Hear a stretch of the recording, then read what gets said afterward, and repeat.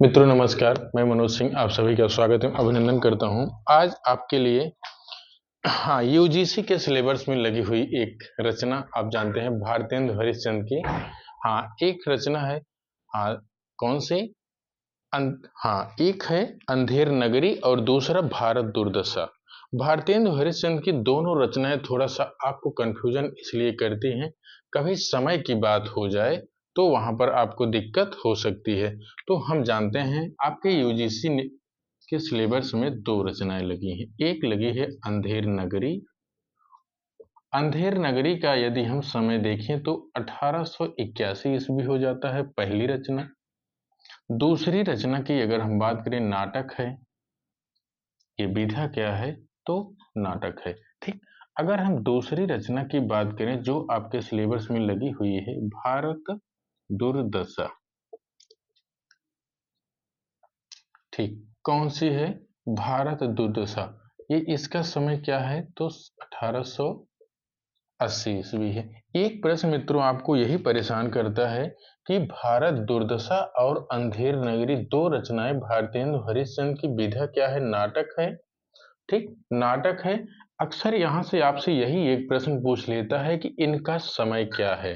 तो आपको इतना याद रखना है, अंधेर नगरी का समय 81 है और भारत दुर्दशा का 80 है। आपको बताएं, ये अगर आपसे पूछ ले कि अंधेर नगरी भारत दुर्दशा का समय, तो हमको थोड़ा सा वहां विस्मित विस्मृत करता है। कारण क्या है? ये दोनों बहुत करीब में है, 1 साल का अंतर है, तो हमको दिक्कत वहां पर होती है। तो आपको समझने के लिए हम बताएं, सबसे पहले क्या होगा, उस समय भारत की स्थिति जो है बहुत गड़बड़ थी। तो आप जान ही रहे हैं उस समय अंग्रेजों का शासन काल था। तो यहाँ पर भारत की पहले हम क्या जानेंगे, पहले भारत की दुर्दशा हुई है। अर्थात भारत की दुर्दशा 1880 ईस्वी में हुई है। जब भारत के लोगों की दुर्दशा हो गई, तो वहां पर क्या हो गया? वहां पर अंधेर नगरी हो गई। तो सीधे सीधे हमको यही इतना जानना है कि भारत दुर्दशा का समय 1880 ईस्वी और अंधेर नगरी का समय 1881 ईस्वी। तो ठीक है, अब इतना, ये दोनों की दोनों विधाएं नाटक हैं। ठीक, अब हम आपसे कहें अंधेर नगरी।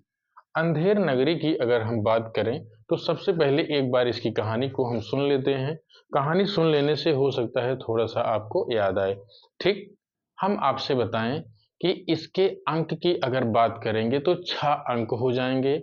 अगर रचनाकार की बात करें तो भारतेंदु हरिश्चंद्र जी हो जाएंगे। अंक 6 इसके हैं। 6 अंक आपको थोड़ा सा कभी विस्मित कर सकते हैं, तो उसके लिए हम लोग जानते हैं 6 अंक इनका है क्या क्या। इसमें देखिए अंक कितने हैं? अंक 6 है। ठीक, यहाँ पर 6। अब यहाँ पर एक यही बन जाता है, इसकी एक तुकबंदी के आधार पर हम क्या जान सकते हैं? हम ये जान सकते हैं कि यहाँ पर देखते हैं अंक 6 हो जाएगा। ठीक, अब यहाँ पर इसके अगर हम हाँ अंक की बात करें तो 6 अंक हैं। 6 अंकों को हम यहीं देखेंगे।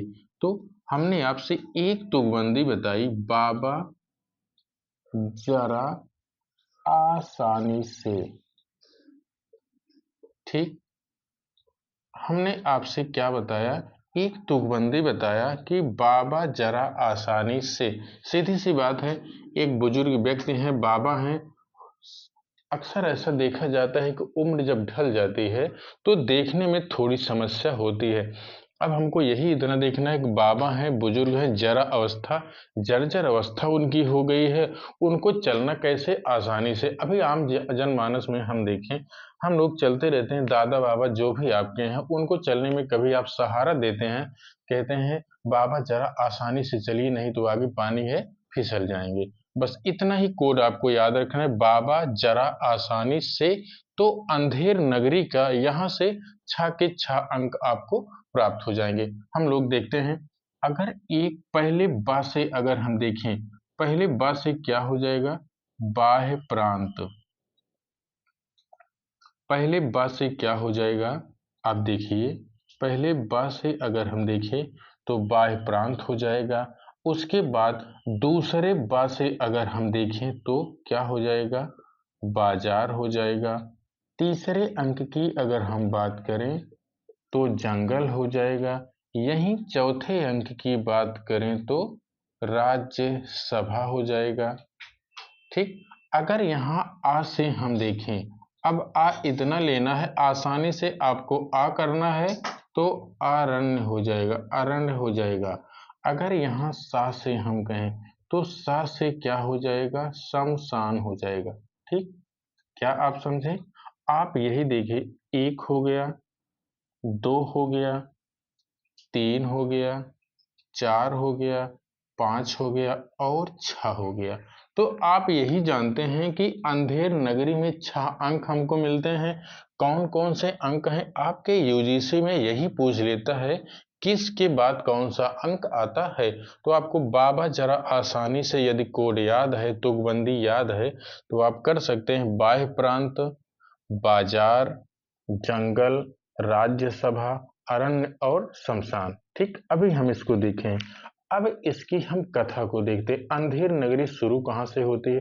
अंधेर नगरी में यदि हम देखेंगे तो उस समय जो स्थिति थी, स्थिति कैसी थी? उस समय अंग्रेजों का शासन था, भारत की स्थिति बहुत दयनीय थी, अंधेर गर्दी थी, जो अंग्रेज चाहते थे वही करते थे।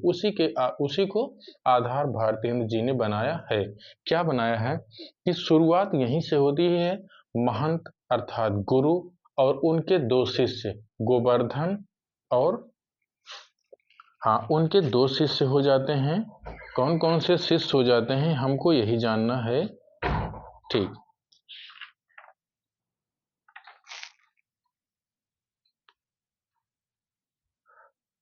हाँ, यहाँ पर देखते हैं गुरु हो जाएंगे, गुरु या महंत उनको आप कह सकते हैं। उनके दो शिष्य हो जाएंगे, एक गोवर्धन हो जाएंगे और दूसरे नारायण दास हो जाएंगे। तो हम यही जानते हैं गोवर्धन जो होता है वो थोड़ा सा लोभी प्रवृत्ति का होता है।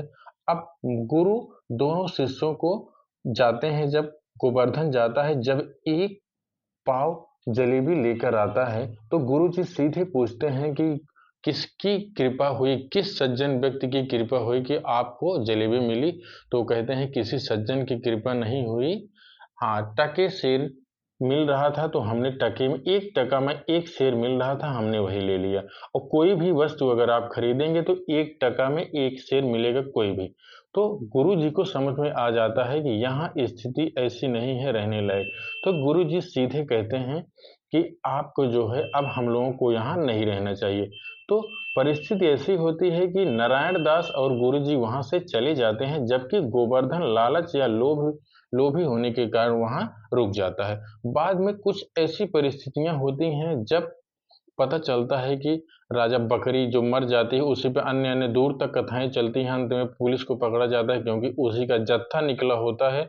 उसको फांसी के लिए लेके जाते हैं तो जो फंदा रहता है वो पतला हो जाता है, क्योंकि वो मोटा मोटा आदमी चाहिए था, फंदा जो है बड़ा हो जाता है। तब वहां पर ये खोजा गया कि जो मोटा व्यक्ति हो उसको पकड़ा जाए, उसी को फांसी दिया जाए। तो ऐसे वहां प्रावधान था। तब यहाँ इनको गोवर्धन दास को पकड़ा जाता है। ये मोटे थे, जलेबी वलेबी खा के बड़े मोटे हो गए थे। तब इनको पकड़ा गया। जब फांसी के लिए जाते हैं तब गुरु को अपने याद करते हैं। गुरु और नारायण अर्थात महंत और नारायण, महंत इनके गुरु और नारायण इनका साथी जो था।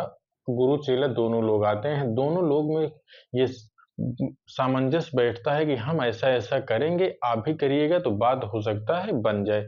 गुरु कहते हैं हम फांसी चढ़ेंगे, चेला कहते हैं हम चढ़ेंगे, इसी में विवाद होता है। बाद में राजा जब पूछता है कि आप लोग इतना फांसी के लिए उतावले क्यों हो रहे हैं, तो गुरु जी ने कहा कि एक ऐसी परिस्थिति है, एक ऐसा समय है जिसमें हम फांसी पर चढ़ जाएंगे तो ये जो जो फांसी पर इस समय चढ़ेगा सीधे स्वर्ग जाएगा। तो राजा फांसी पर चढ़ जाता है और उसकी मृत्यु यहीं पर इसमें दिखाया गया है। भारतीय जनता के बारे में यहाँ दिखाया गया। तो ठीक है, आइए हम लोग इस अंधेर नगरी के बारे में कुछ थोड़ा बहुत जानते हैं।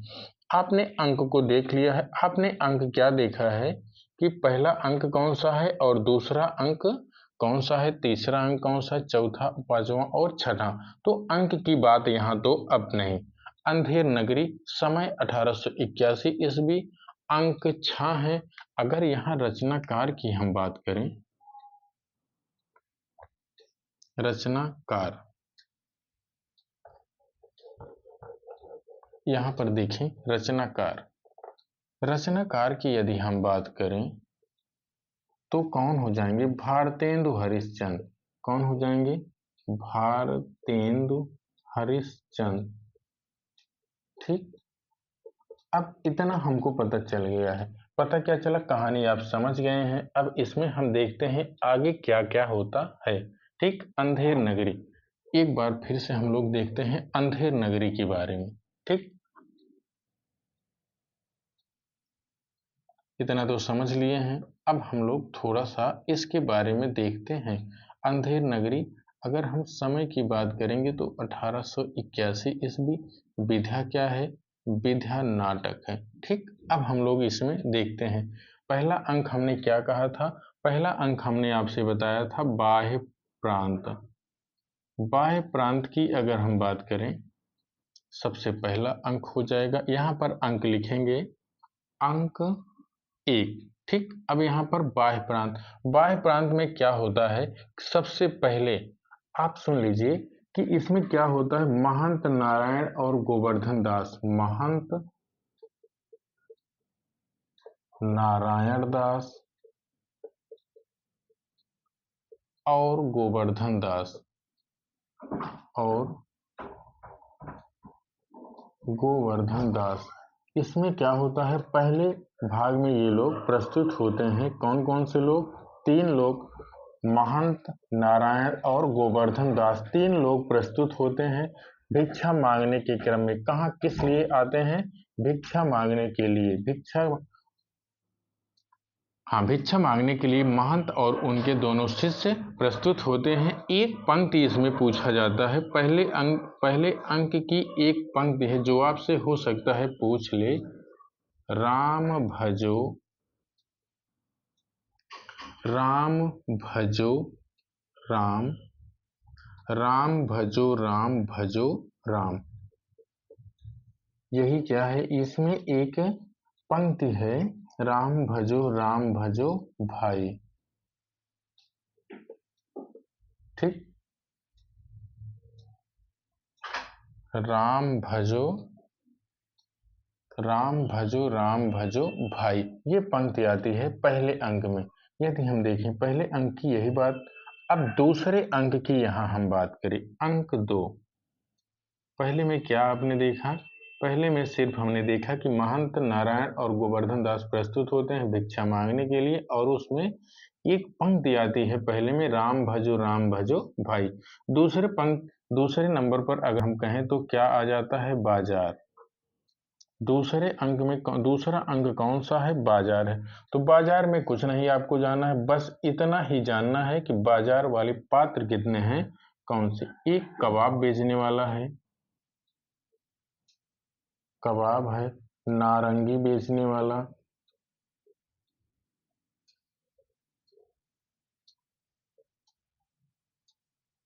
नारंगी बेचने वाला। पाचक, पाचक अर्थात जो चूरन बेचता है, पाचक वाला। अगले में है अगर हम देखें तो मछली वाला,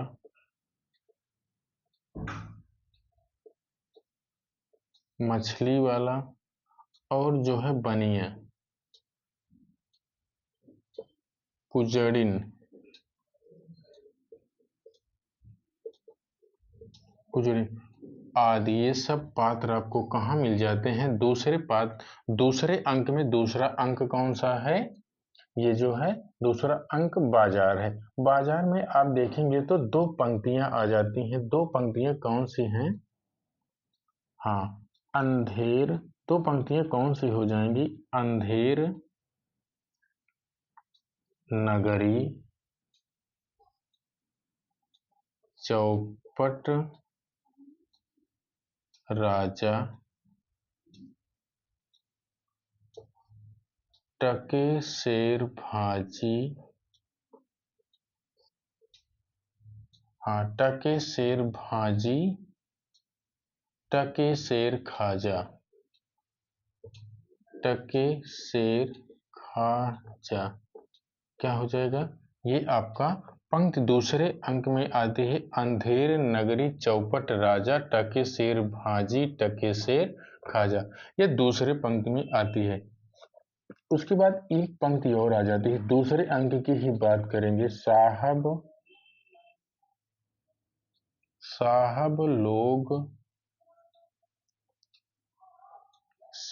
लोग जो चूरन खाते, साहब लोग जो चूरन खाता, सारा हिंद हजम कर जाता। सारा हिंद हजम कर जाता। ठीक, यहाँ पर आप देखेंगे दूसरी पंक्ति कौन सी हो जाएगी, साहब लोग चूरन खाता, सारा हिंद हजम कर जाता। दूसरे अंक की हम बात करेंगे, दूसरे अंक में यही होता है। अब तीसरा अंक आप देखेंगे, तीसरा अंक कौन सा हो जाएगा, जंगल। अगर यहाँ तीसरे दो अंक हो गया, इतना इतना देख लीजिए। बाह्य प्रांत में हमने आपको बताया कि पहला बाह्य हो जाएगा, दूसरा बाजार हो जाएगा। बाह्य प्रांत में क्या होता है, महंत नारायण और गोवर्धन प्रस्तुत होते हैं भिक्षा मांगने के लिए। पंक्ति इसमें पहले अंक में राम भजो भाई, पहले अंक में।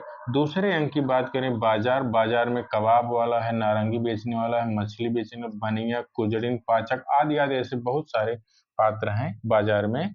तो पंक्तियों की बात करेंगे तो अंधेर नगरी चौपट राजा, टके शेर भांजी टके शेर खाजा, पहला। दूसरा अंक हो जाएगा, दूसरी पंक्ति हो जाएगी, साहब लोग चूरन खाता, सारा हिंद हजम कर जाता।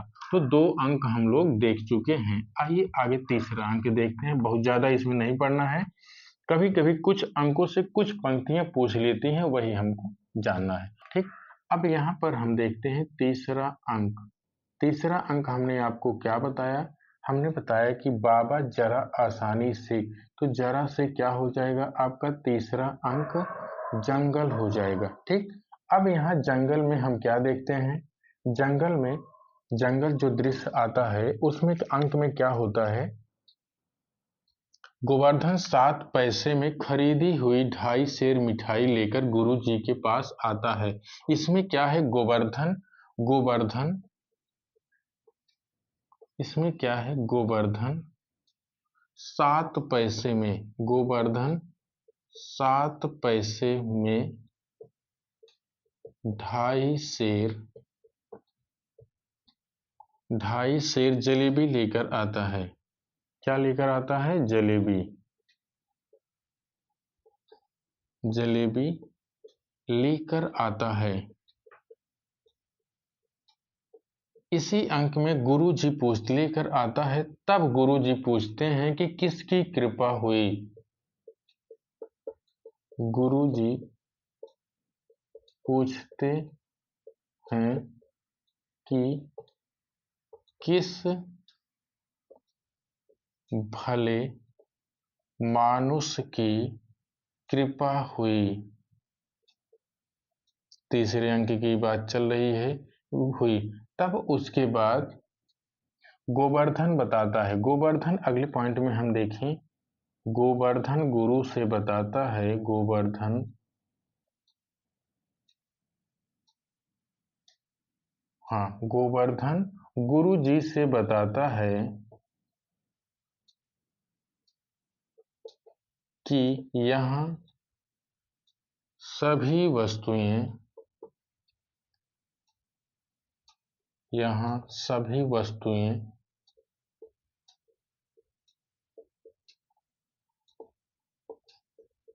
टके सेर में मिलती हैं।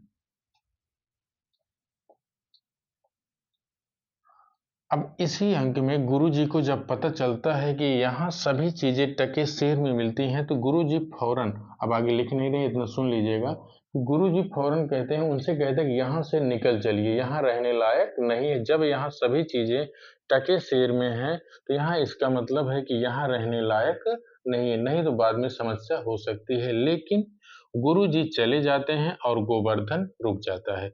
इस अंक में भी, तीसरे अंक में दो पंक्तियां आती हैं, इनको हम एक बार देखेंगे। पंक्ति, पंक्तियों को विशेष ध्यान देना है क्योंकि यही आपसे पूछी जाती हैं। अगर पंक्ति की हम बात करें, सेत, ये इंपॉर्टेंट पंक्ति है, सेत सेत हाँ, श्वेत मतलब यहाँ श्वेत की बात, सफेद की बात कही गई है। श्वेत श्वेत सब एक से, श्वेत श्वेत सब एक से, जहां कपूर कपास, जहां कपूर कपास।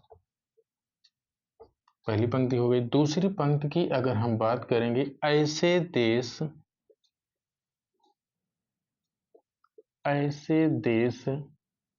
कुदेश में, ऐसे देश कुदेश में कबहू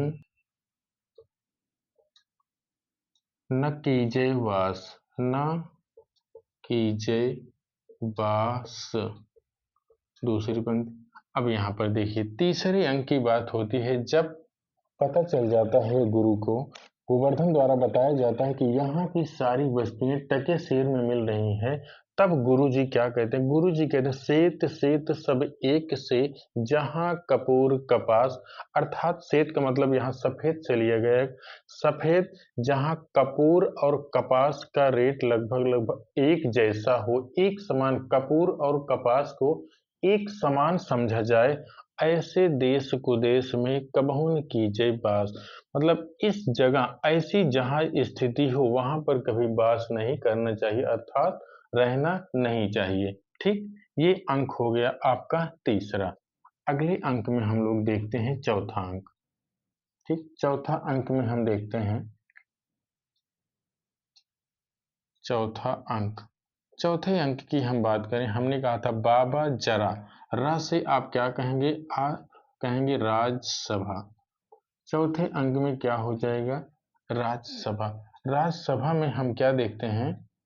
अब यहाँ पर किसी की एक जो रहता है उसकी बकरी की मृत्यु हो जाती है। बकरी की मृत्यु के बाद अब यहाँ कौन पकड़ा जाता है? धीरे धीरे क्रमवार सबको पकड़ते हैं।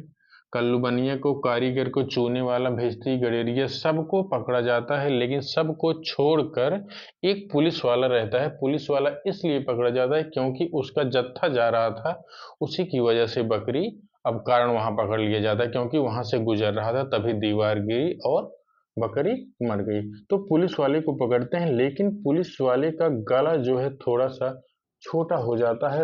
रस्सी जो उसका फंदा बनाए थे वो बड़ा था, इसीलिए उनको न देकर फांसी गोवर्धन दास को पकड़ लिया जाता है। बस इतनी बात राज्यसभा में बताई गई है। ठीक, अब उसके बाद यहाँ पांचवें अंक में हम देखते हैं। पांचवा अंक क्या हो जाएगा? पांचवा अंक क्या होगा? हमने कहा था बाबा हो गया, जरा हो गया, आसानी से अब क्या हो गया? अरण्य हो गया। क्या हुआ? अरण्य।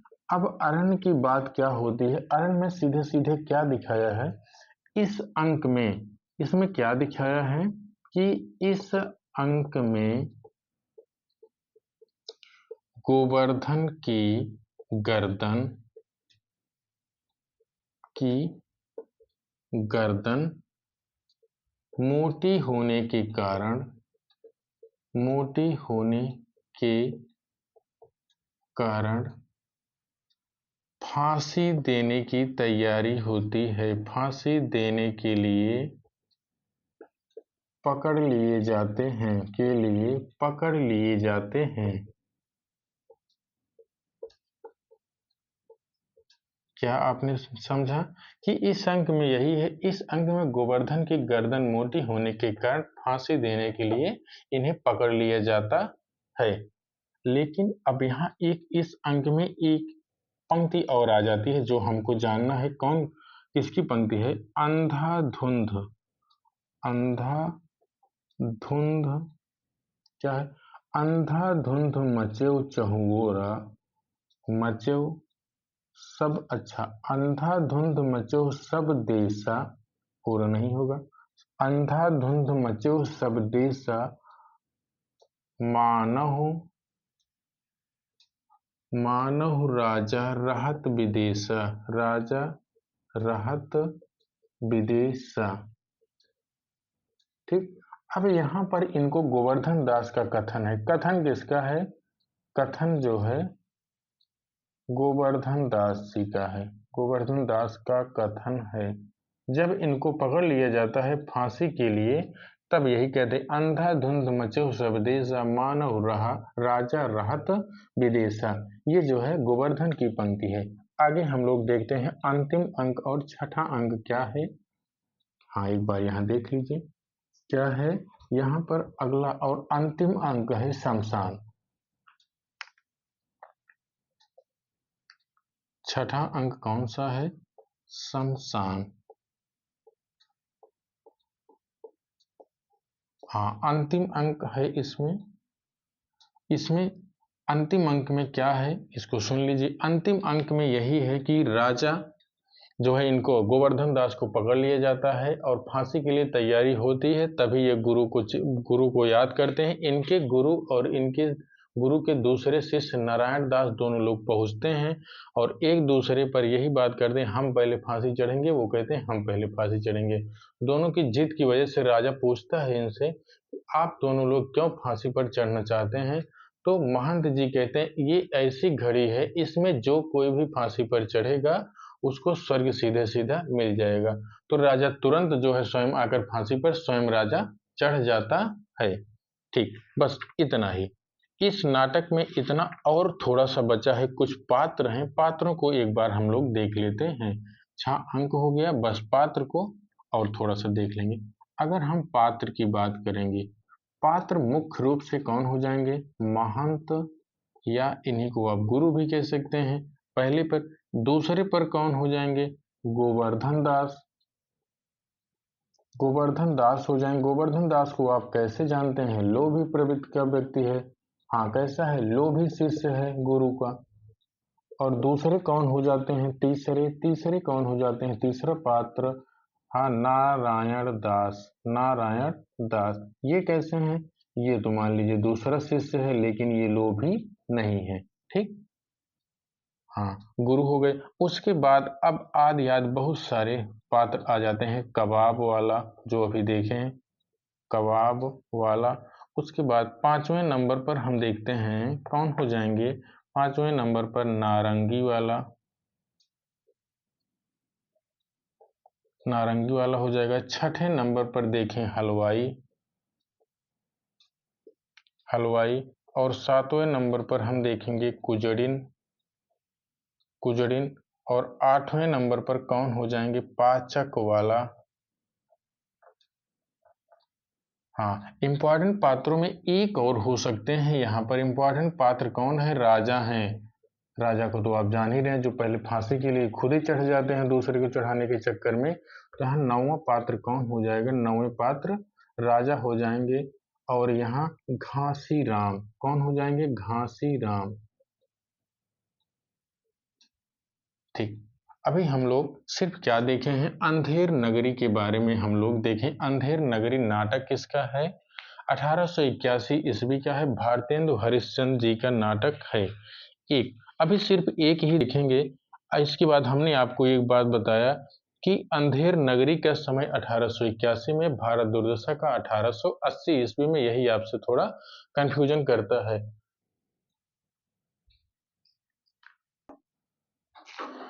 ठीक है मित्रों, बस आज के लिए इसमें इतना ही। अंधेर नगरी में जहां तक आपसे यूजीसी नेट की प्रश्न हम बात करें प्रश्नों की, तो यही पूछा जा सकता है। और इससे अतिरिक्त थोड़ा आप अपने आप भी पढ़ लीजिएगा, हमसे जितना हो सका उतना आपको बता दिए।